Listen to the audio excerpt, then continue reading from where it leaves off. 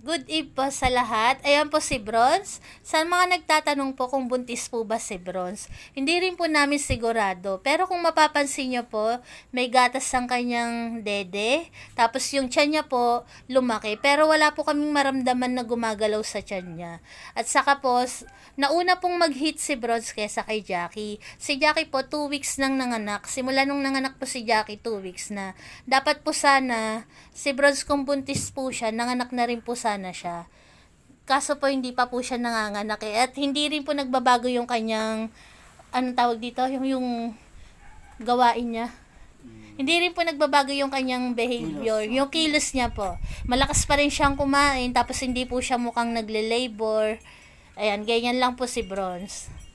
Kaya po bukas po, ipapacheck up po namin si Bronze. Ipapacheck up po siya ni Papa Fernan niya para po malaman po namin kung ano po ba ang dahilan kung bakit lumalaki yung tiyan ni Bronze.